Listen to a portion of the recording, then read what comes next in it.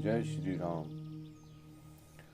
आगे अयोध्या कांड में तुलसीदास जी व्याख्या कर रहे हैं कि भरत जी श्री रामचंद्र जी को वन से वापस लेने के लिए चले हैं।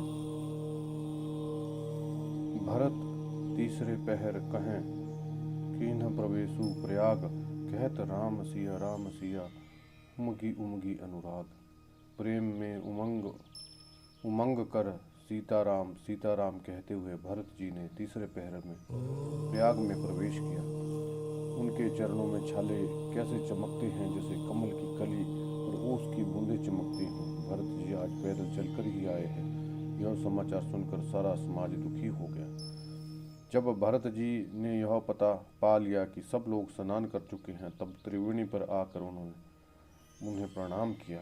फिर विधि पूर्वक श्वेत और श्याम जल में स्नान किया और दान देकर ब्राह्मणों को सम्मान किया। श्याम और सफेद लहरों को देखकर भरत जी का शरीर पुलकित हो उठा। उन्होंने हाथ जोड़कर कहा, हे तीर्थराज, आप सब समस्त कामनाओं को पूर्ण करने वाले हैं और आपका प्रभाव वेदों में प्रसिद्ध और संसार में प्रकट है। मैं अपना धर्म त्याग कर आपसे भीख मांगता हूँ। आर्त मनुष्य कौन सा को कर्म नहीं करता।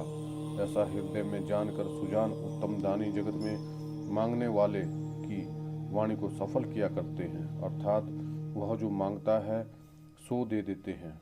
मुझे ना अर्थ की रुचि है, ना धर्म की, ना काम की, ना मैं मोक्ष ही कर चाहता हूँ।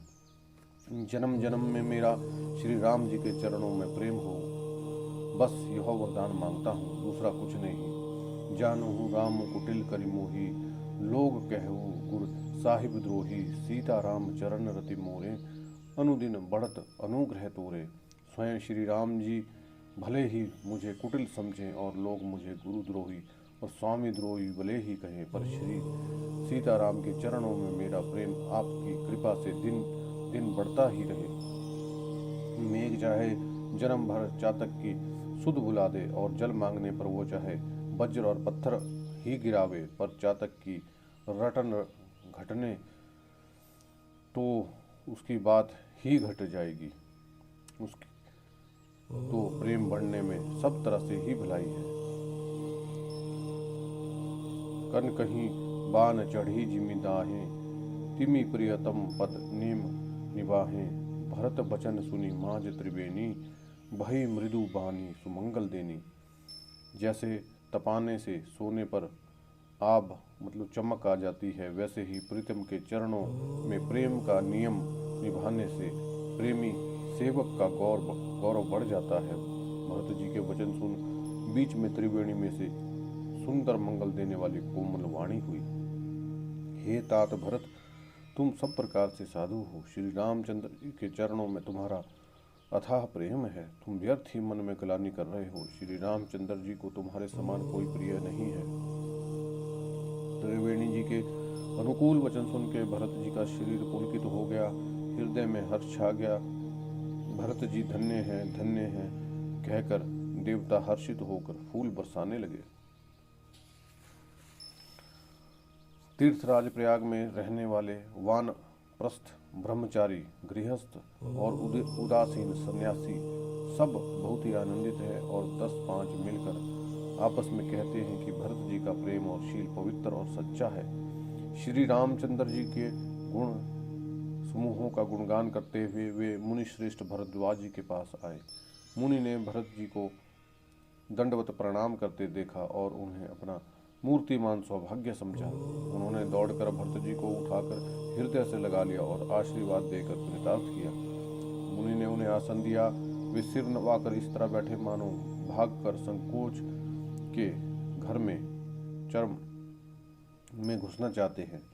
उनके मन में यह बड़ा सोच है कि मुनि कुछ पूछेंगे। भरत जी के शील और संकोच को देखकर ऋषि बोले, भरत सुनो, हम सब खबर पा चुके हैं। विधाता के कर्तव्य पर कुछ वश नहीं चलता। माता की करतूत को समझकर तुम हृदय में ग्लानि मत करो। हे तात, कैकेयी का कोई दोष नहीं है, उसकी बुद्धि तो सरस्वती बिगाड़ गई थी। यह कहते हैं कि कोई भला ना कहे, क्योंकि लोक और वेद दोनों ही विद्वानों के मान्य हैं। किंतु हे तात, तुम्हारा निर्मल यश गाकर तो लोक और वेद दोनों बढ़ाई पावेंगे। यह लोक और वेद दोनों को मान्य है और सभी यही कहते हैं कि पिता जिसको राज्य दे वही पाता है। राजा सत्यव्रती थे, तुमको बुलाकर राज्य देते तो सुख मिलता, धर्म रहता और बड़ाई होती।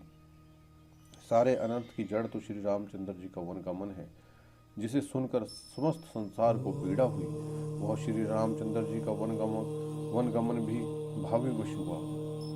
बेसमझ रानी तो भाविवश कुचाल करके अंत में पछताई। इसमें तुम्हारा कोई तनिक भी अपराध कहे तो अधम, अज्ञानी और असाधु है। यदि तुम राज्य करते तो भी तुम्हें दोष ना होता। सुनकर श्री रामचंद्र जी को भी संतोष ही होता। हे भरत, अब तो तुमने बहुत ही अच्छा किया है। यही मत तुम्हारे लिए उचित था। श्री रामचंद्र जी के चरणों में प्रेम होना ही संसार में समस्त सुंदर मंगलों का मूल है। सो तुम्हार धनु जीवन पराना, भूरी भाग को तुम ही समाना। यह तुम्हार अचरज न ताता, दशरथ सुवन राम प्रिय भराता। सो वह जो तुम धन जीवन और प्राण ही है, तुम्हारे समान बड़भागी कौन है। हे तात, तुम्हारे लिए यह आश्चर्य की बात नहीं है, क्योंकि तुम दशरथ जी के पुत्र और श्री रामचंद्र जी के प्यारे भाई हो। हे भरत सुनो, श्री रामचंद्र जी के मन में तुम्हारे लिए तुम्हारे जैसा प्रेम पात्र कोई नहीं है। लक्ष्मण जी, श्री राम जी और सीता जी तीनों को सारी रात उस दिन अत्यंत प्रेम के साथ तुम्हारी सराहना करते ही बीती। जाना मरमू न हाथ प्रयागा, मगन हूँ ही तुम्हारे अनुरागा। तुम्ह पर अस स्नेह रघुवीर के, सुख जीवन जग जस जड़ नर के। प्रयाग में जब वे स्नान कर रहे थे उस समय मैंने उनका यह मर्म जाना। तुम्हारे प्रेम में मगन हो रहे थे। तुम पर श्री रामचंद्र जी का ऐसा अगाध स्नेह है जैसा विषयासक्त मनुष्य के संसार में सुखमय जीवन पर होता है। यह श्री रघुनाथ जी की बहुत बड़ाई नहीं है, क्योंकि रघुनाथ जी तो शरणागत के कुटुंब भर को पालने वाले हैं। हे भरत, मेरा यह मत है कि तुम तो मानव शरीरधारी श्री राम जी के प्रेम ही हो।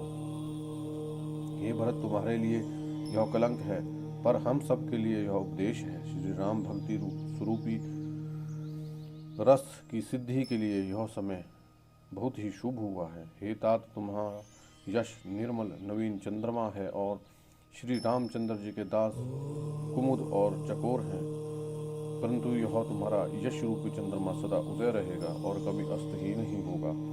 जगत रूपी आकाश में यह घटेगा नहीं, वरम दिन दिन दुगना ही होगा। त्रिलोक के रूपी चकवा इस यश रूपी चंद्रमा पर अत्यंत प्रेम करेगा और श्री प्रभु राम चंद्र जी का प्रताप रूपी सूर्य इसकी छवि का हरण नहीं करेगा। यह चंद्रमा रात दिन सदा सभी को किसी को सुख देने वाला होगा। केकई का कुकर्म रूपी राहु भी इसे नहीं ग्रस्त कर सकता। यह चंद्रमा श्री रामचंद्र जी की सुंदर प्रेम रूपी अमृत से परिपूर्ण है। यह गुरु के अपमान रूपी दोष से दूषित नहीं होगा।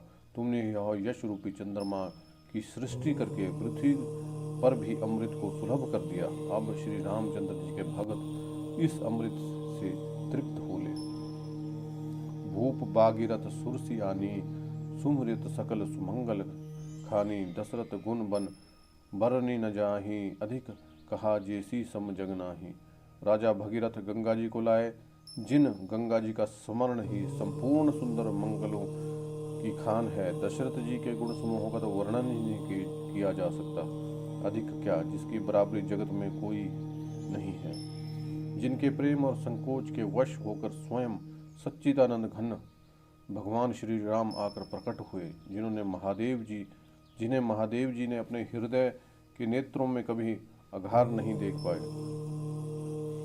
अर्थात जिनका स्वरूप हृदय में देखते देखते शिव जी कभी तृप्त ही नहीं हुए। तुमने कीर्ति रूपी अनुपम चंद्रमा को उत्पन्न किया, जिनमें श्री रामचंद्र जी के हिरण के रूप में बसते हैं। हे तात, तुम व्यर्थ ही हृदय में गिलानी कर रहे हो। पारस पाकर भी तुम दरिद्रता से डर रहे हो। सुनो भरत, हम झूठ नहीं कहीं, उदासीन तापस बन रहे हैं। सब साधन कर सुखल सुहावा, राम लखन सिय दर्शन पावा। हे भरत सुनो, हम झूठ नहीं कहते, हम उदासीन हैं, किसी का पक्ष नहीं करते, तपस्वी हैं, किसी की मुंह देखी नहीं कहते, वन में रहते हैं, किसी से कुछ प्रयोजन नहीं रखते। सब साधनों का उत्तम फल हमें लक्ष्मण जी, श्री राम जी और सीता जी का दर्शन प्राप्त हुआ। उस महान फल का परम फल यह तुम्हारा दर्शन है। प्रयागराज समेत हमारा बड़ा भाग्य है। हे भरत, तुम धन्य हो, तुमने अपने यश से जगत को जीत लिया है। यह कहकर मुनि प्रेम में मगन हो गए। भरद्वाज मुनि के वचन सुनकर सभासद हर्षित हो गए। साधु साधु कहकर सराहना करते हुए देवताओं ने फूल बरसाए। आकाश में और प्रयागराज में धन्य धन्य की ध्वनि सुनकर भरत जी प्रेम में मगन हो रहे हैं। भरत जी का शरीर पुलकित है। हृदय में श्री राम सीता जी हैं और कमल के समान नेत्र जल से भरे हैं। वे मुनियों की मंडली को प्रणाम करके गदगद वचन बोले। मुनियों का समाज है, फिर तीर्थ राज है। यहाँ सच्ची सौगंध खाने से भी भरपूर हानि है।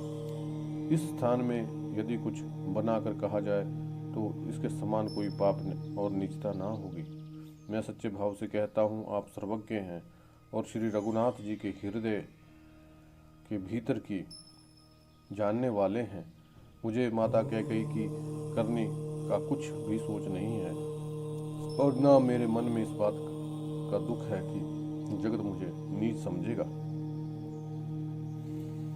ना हिन डरू बिगृही पर लोकू, पितु मरन कर मोहि न सोकू। कृत सुजस भरी भुवन सुहाए, लक्ष्मण राम सरसी सुत पावे।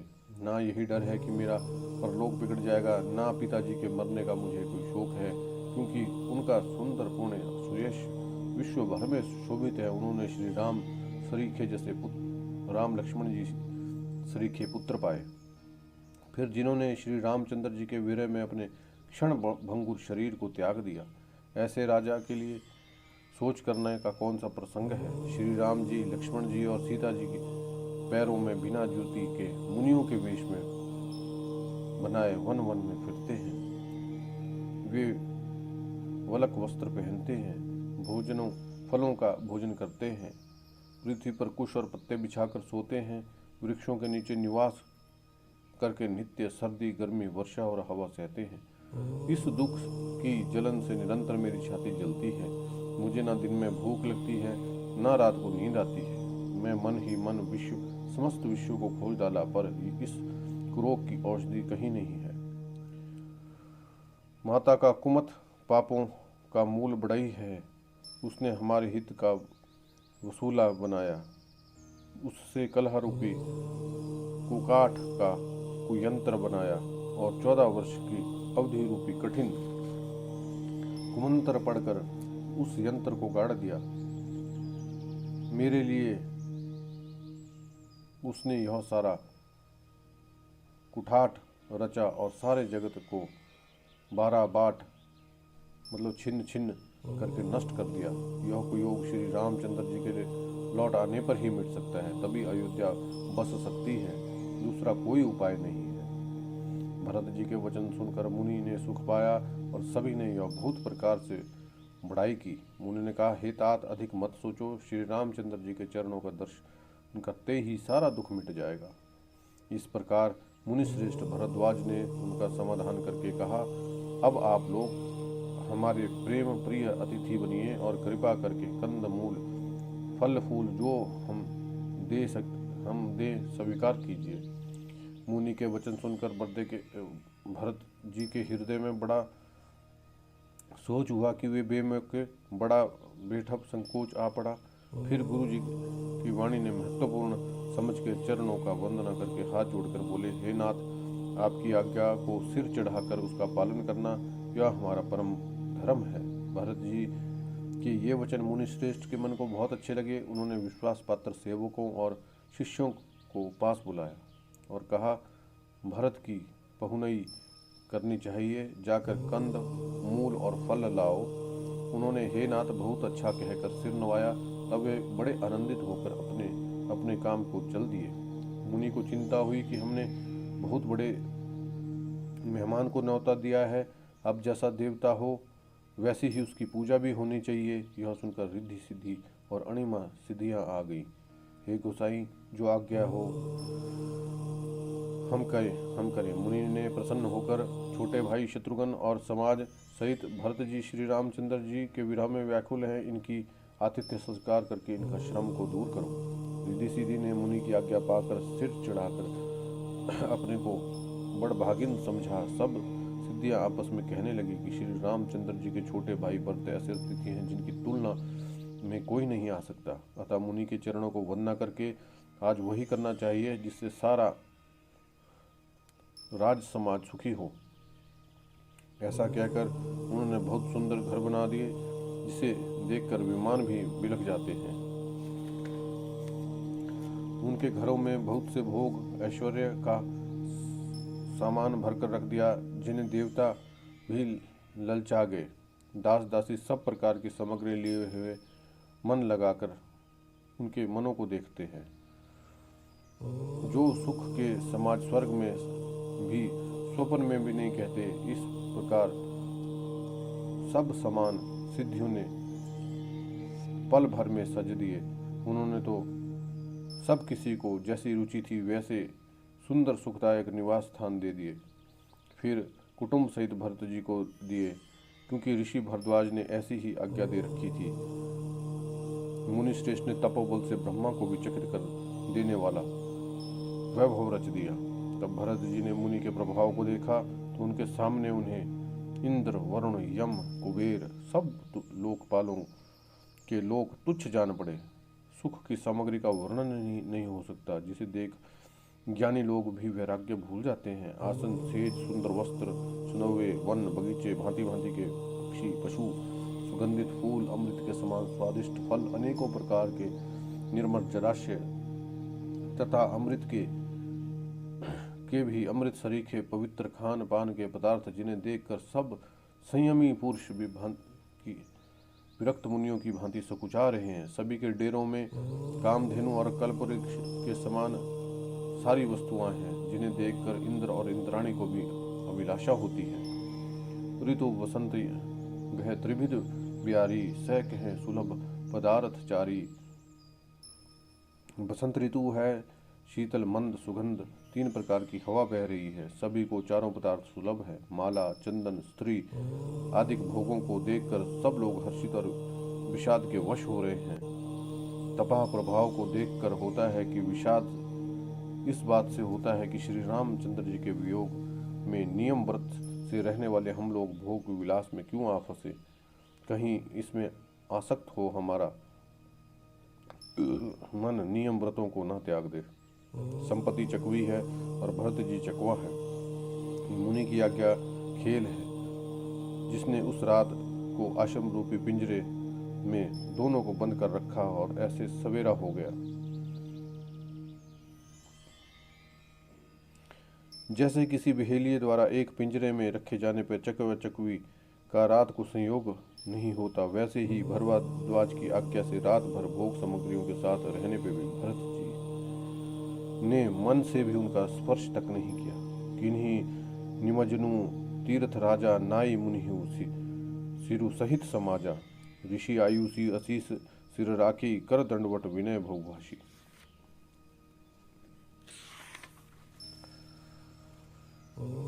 प्रातःकाल भरत जी ने तीर्थराज में स्नान किया और समाज सहित मुनि को सिर नवाकर ऋषि की आज्ञा और आशीर्वाद को सिर चढ़ाकर दंडवत करके बहुत सी विनती की। तदनंतर रास्ते की पहचान रखने वाले लोगों के साथ सब लोगों को लिए हुए भरत जी चित्रकूट में चित्र लगाए चले। भरत जी राम सखा गुहू के हाथ में हाथ दिए ऐसे जा रहे हैं मानो साक्षात प्रेम की शरीर धारण किए हुए जा रहे हो। ना तो उन्हें पैरों में जूते हैं, ना सिर पे छाया है। उनका प्रेम नियम, व्रत और धर्म निष्पक्ष है, निष्कपट है। वे सखा निषाद से लक्ष्मण जी, श्री रामचंद्र जी और सीता जी के रास्ते में बातें पूछते हैं और कोमल वाणी से कहते हैं। श्री रामचंद्र जी के ठहरने की जगह वृक्षों को देख के उनके हृदय में प्रेम रोके नहीं रुकता। भरत जी की यह दशा देखकर देवता फूल बरसाते हैं। पृथ्वी कोमल हो गई है और मार्ग मंगलों का मूल वन बन गया है। बादल छाया किए जा रहे हैं, सुख देने वाली सुंदर हवा बह रही है। भरत जी के जाते समय मार्ग जैसा सुखदायक हुआ वैसे श्री रामचंद्र जी को भी नहीं हुआ था। रास्ते में असंख्य जड़ चेतन जीव थे।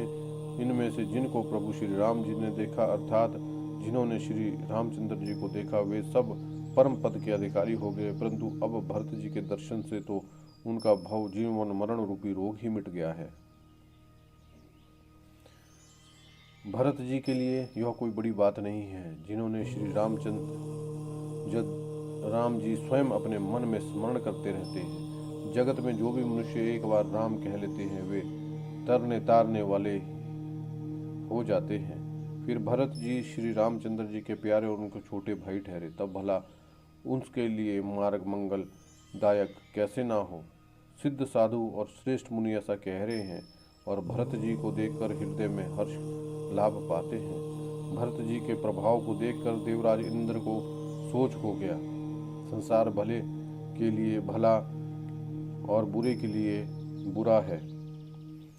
उसने गुरु बृहस्पति जी से कहा, हे प्रभु, वही उपाय कीजिए जिससे श्री रामचंद्र जी और भरत जी की भेंट ही ना हो। श्री रामचंद्र जी संकोची और प्रेम के वश हैं और भरत जी प्रेम के समुद्र हैं। बनी बनाई बात बिगड़ना चाहती है, इसलिए कुछ छल ढूंढ कर इसका उपाय कीजिए।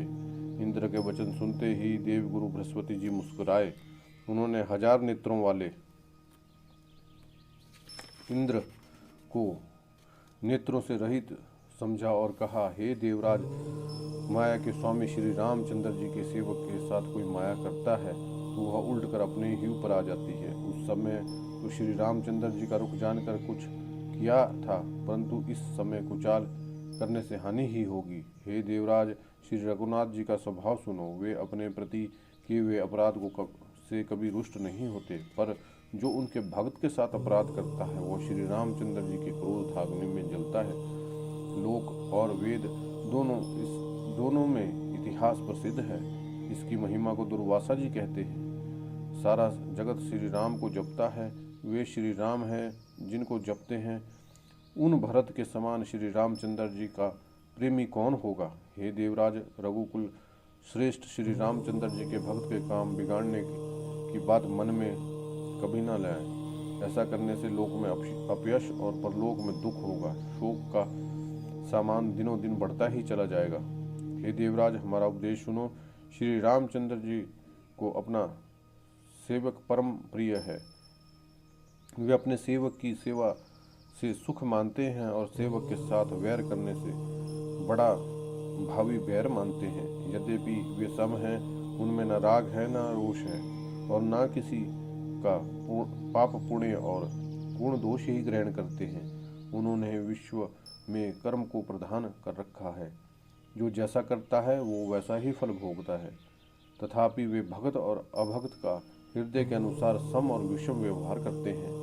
गुण रहित, निर्लेप, मान रहित और सदा एक रस भगवान श्री राम भगत के प्रेम वश ही सगुण हुए हैं। श्री राम जी सदा अपने सेवकों की रुचि रखते आए हैं। वेद, पुराण, साधु और देवता इसके साक्षी हैं। ऐसा हृदय में जानकर कुटिलता छोड़ दो और भरत जी के चरणों में सुंदर प्रीति रखो। देवराज इंद्र श्री रामचंद्र जी के भक्त सदा दूसरों के हित में लगे रहते हैं। वे दूसरों के दुख से दुखी और दयालु होते हैं। फिर भरत जी तो भक्तों के शिरोमणि हैं, उनसे बिल्कुल न डरो। प्रभु श्री रामचंद्र जी की सत्य प्रतिज्ञा और देवताओं का हित करने वाले हैं और भरत जी श्री रामचंद्र जी की आज्ञा अनुसार चलने वाले हैं। तुम व्यर्थ ही स्वार्थ के विशेष वश होकर व्याकुल हो रहे हो। इसमें भरत जी का कोई दोष नहीं, तुम्हारा मोह ही है। देवगुरु बृहस्पति की श्रेष्ठ वाणी सुनकर इंद्र के मन में बड़ा आनंद हुआ और उनकी चिंता मिट गई। तब हर्षित होकर देवराज फूल बरसाकर भरत जी के स्वभाव की सराहना करने लगे। यही विधि भरत चले मग जाही, दशा देखी मुनु सिद्ध सिहाही, जब ही राम कही लेही उसासा, उमग प्रेमु मनहु चहु पासा। इस प्रकार भरत जी मार्ग में चले जा रहे हैं। उनकी दशा देखकर मुनि और सिद्ध लोग भी सिहाते हैं। भरत जी जब भी राम कहकर लंबी सांस लेते हैं, तब वो मानो चारों ओर प्रेम उमड़ पड़ता है।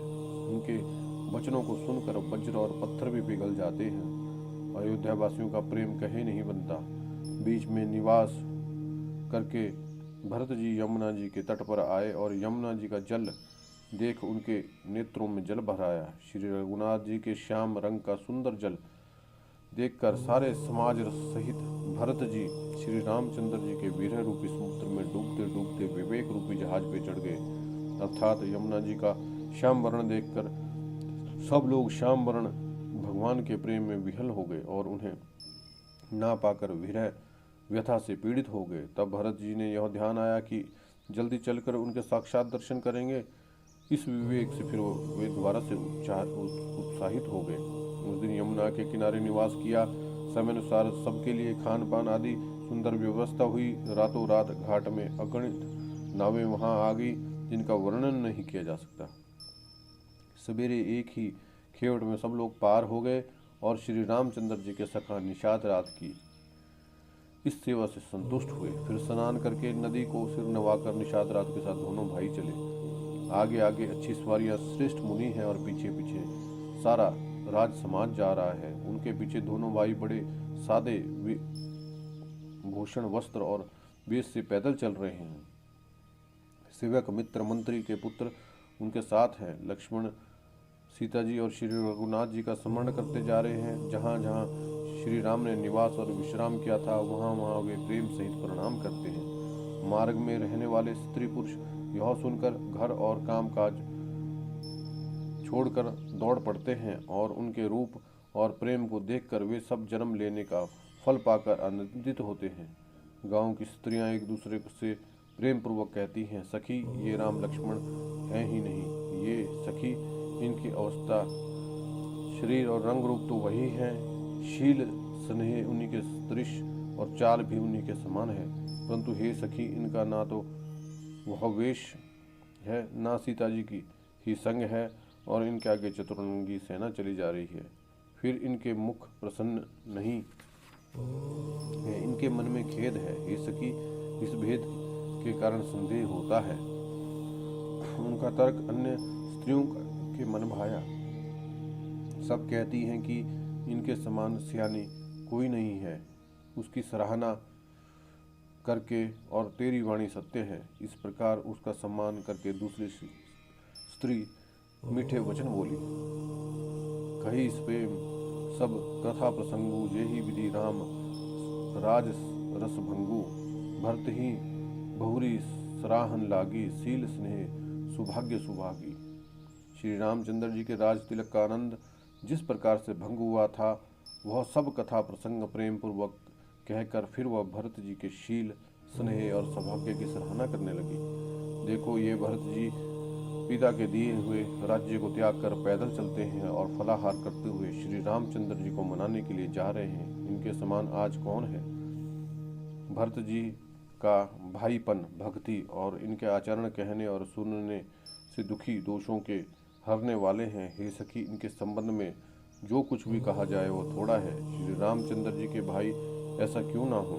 छोटे भाई शत्रुघ्न भरत जी को देख कर हम सब भी आज धन्य स्त्रियों की गिनती में आ गई हैं। इस प्रकार भरत जी के गुण सुनकर उनकी दशा देखकर स्त्रियां पछताती हैं और कहती हैं, यह पुत्र कैकेयी जैसी माता के योग्य नहीं है।